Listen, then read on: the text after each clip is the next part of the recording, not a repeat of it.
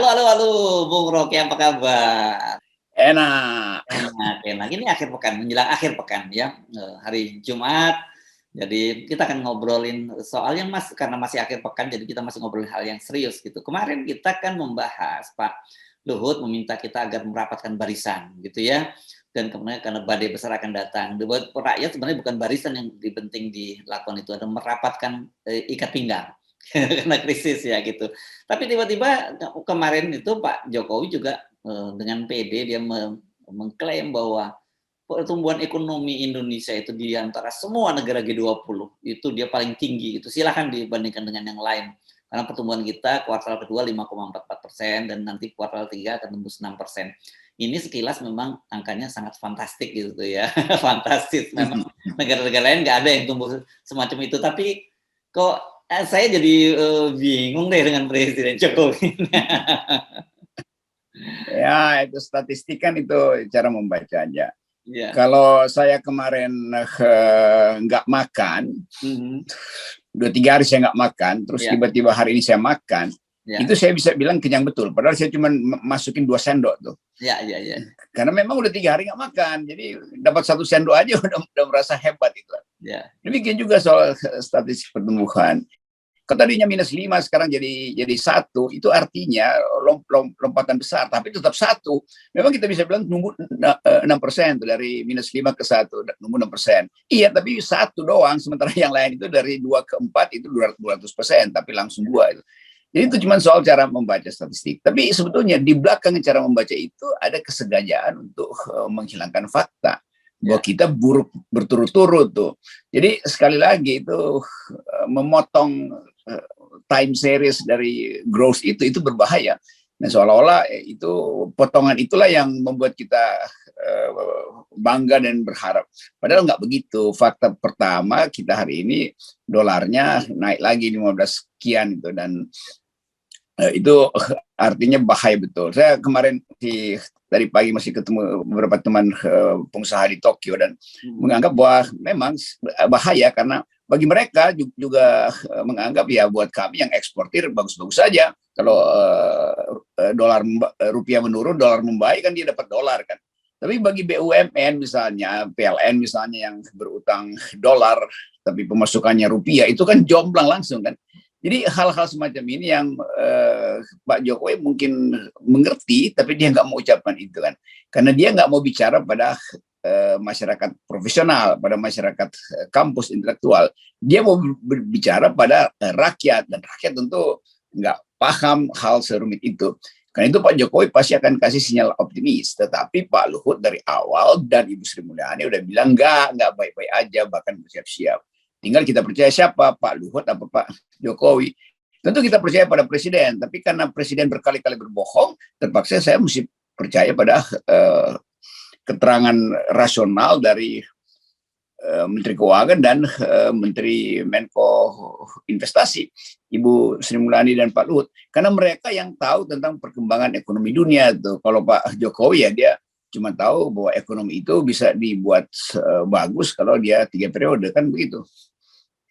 Oke, tetapi kan itu waktu awal saya kira ini ya, ketika beliau belum hafal dengan kebiasaan beliau yang menyampaikan sesuatu yang terbalik, ini kan bisa bisa menyenangkan orang gitu ya. Wah ya, ekonomi kita tumbuh dan sebagainya. Tapi sekarang saya kira orang cenderung skeptis, dan saya khawatir kalau suatu saat Pak Jokowi ngomong benar juga orang udah nggak percaya lagi gitu. Ya, ini kebetulan nih saya tadi pagi dibajak lagi sama teman-teman mahasiswa pasti itu atau komunitas orang Indonesia di Yokohama untuk kasih ceramah, dan mereka minta saya ngomongin soal ini, soal masa depan generasi di tengah turbulensi ekonomi dan politik itu. Jadi bagi milenial memang udah nggak ada kepercayaan. Mereka bertanya, kami di luar negeri disuruh untuk menabung dan membawa pulang devisa, tapi kursnya udah nggak betul. Dan bagi mereka ya mending di sini aja tuh. Jadi sekali lagi bagi milenials yang ada di luar negeri yang sedang bekerja, merasa bahwa ekonomi Indonesia itu memburuk, sehingga sangat mungkin semua orang itu justru menahan untuk menyumbang pada keluarganya di Indonesia sana tuh, karena macam-macam alasannya tuh. Dan terlihat sebetulnya ada kemarahan pada teman-teman ini. Nanti saya mau coba besok ada undangan tuh, silakan mungkin dipasang di FNN undangannya sehingga mereka yang belum sempat tahu karena ini dadakan bisa ikut bergabung dalam diskusi. Judulnya bonus demografi dan masa depan negeri, itu yang akan dibicarakan besok. Jadi itu terkait juga dengan keadaan yang real hari ini. Kan kemarin tuh banyak pejabat Indonesia yang Tokyo ada pemakaman menteri bekas Perdana Menteri Abe, lalu beberapa pejabat menurut laporan main golf, justru kan saya banyak juga mata-mata di Tokyo kan. Itu pada main golf tuh, oke, saya bilang ya udah itu kan liburan tuh, dipimpin oleh Pak Wapres yang datang, dan akhirnya mulai ada semacam kegelisahan karena orang sebetulnya ingin dengar kalau pejabat Indonesia datang ke luar negeri, coba kasih yang masuk akal gitu. Tapi kalaupun mereka beritahu keadaan ekonomi Indonesia dan perspektif akademis, percuma Pak Jokowi bantah lagi kan, nggak begitu, kita optimis dan kita tumbuh dengan bagus. Jadi terlihat bahwa pejabat-pejabat luar negeri yang diminta untuk memberi sinyal real pada para pengusaha yang ada di luar negeri, justru para pengusahanya menganggap bahwa itu kalian bohong tuh. Kenapa? Karena Pak Jokowi bilang nggak apa-apa kok. Jadi bagaimana mungkin sinyal ekonomi itu jadi rasional kalau Presiden Jokowi mengabaikan keterangan para peneliti independen? Kan ini masalahnya tuh. Jadi sekali lagi orang anggap bahwa ya Pak Jokowi mungkin habis bangun mimpi sehingga mengatakan kita optimis, dan mimpinya itu terus berlanjut dari dulu tuh, yaitu meroket lalu nyungsep. Ya. Padahal ini ya, kalau saya baca kemarin hari Kamis ya, itu laporan dari Kementerian Keuangan itu sekarang ini posisi utang kita sampai Agustus ini itu lebih tinggi lagi dibandingkan bulan lalu ya. Bulan lalu itu baru mencatat hutang kita itu 7.163 triliun. Nah, sekarang sudah naik lagi menjadi 7.236,61 triliun. Artinya dalam 1 bulan terakhir ini ada bertambah hutang kita itu 73,49 triliun. Dan ini kelihatannya konstan naik terus hutang-hutang kita gitu. Jadi bagaimana Pak Jokowi masih bisa tetap tenang-tenang dan mengklaim itu gitu. Pertanyaan saya sebenarnya gini, apakah Pak Jokowi memang tidak tahu atau Pak Jokowi sebenarnya nggak mau dengar yang lain, dia maunya dengar yang baik-baik saja, dan karena beliau mau bicara yang baik-baik, yang bagus-bagus saja. Iya, itu data-data ekonomi dunia itu seolah-olah nggak berguna bagi Pak Jokowi.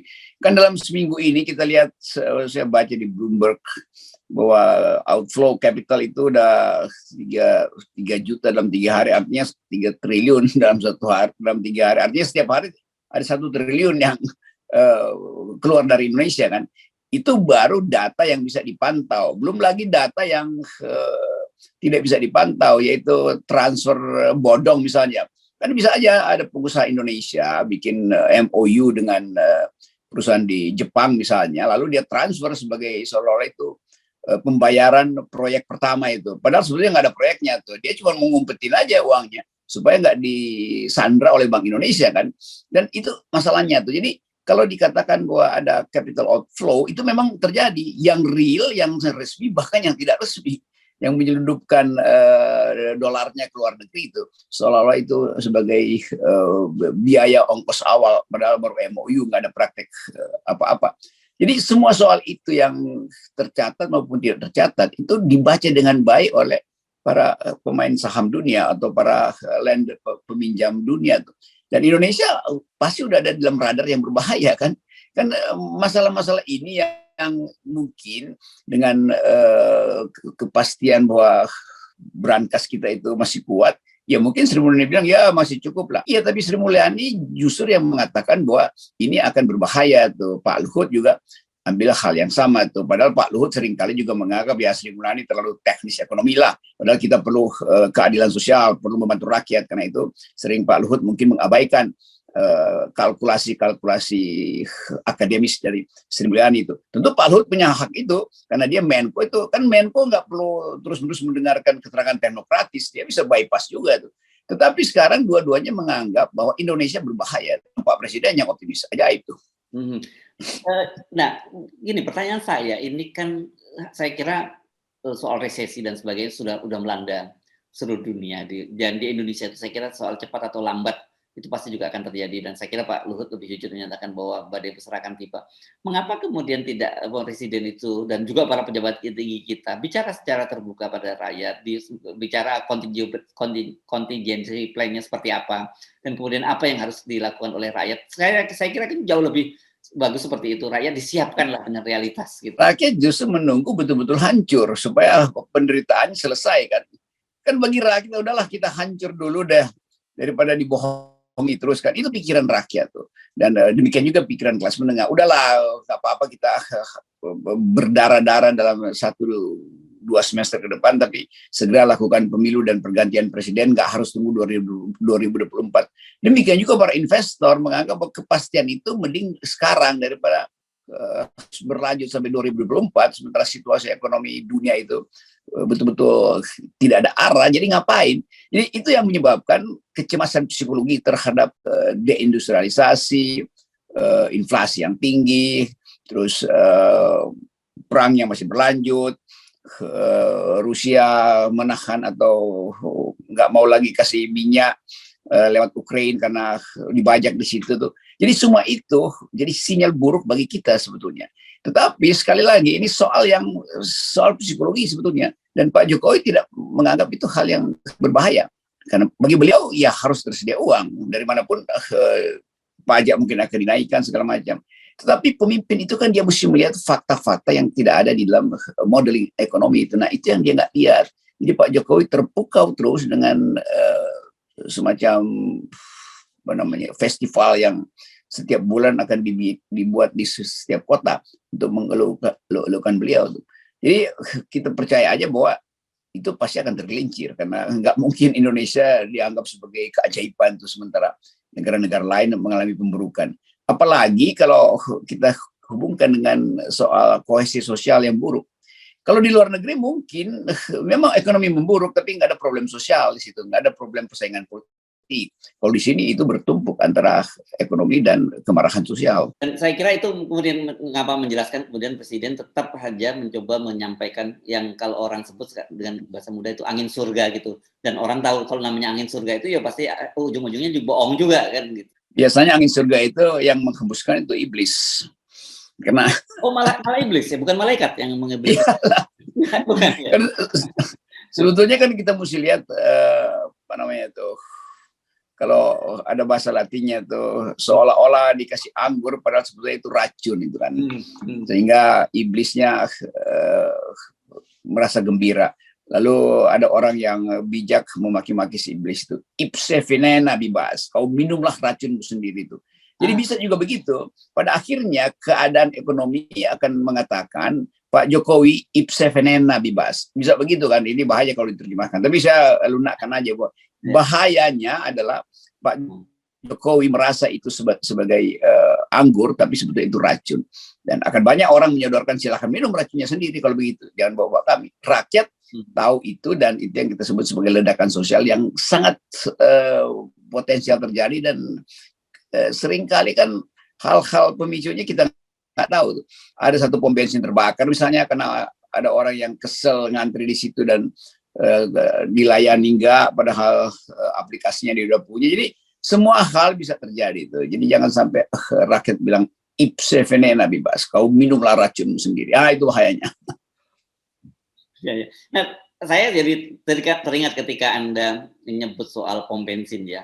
Saya sedang mengamati sebuah fenomena yang menurut saya aneh gitu, dan saya sampai pada satu kesimpulan ini problemnya lebih pada persoalan public distrust. Ini yang saya maksud adalah sekarang ini ternyata para pengemudi ojol itu sekarang banyak yang pindah antri bahan bakarnya tidak lagi ke Pertamina tapi lari ke Vivo dan bahkan sampai lari ke Shell yang sebenarnya harganya jauh lebih tinggi sekarang gitu.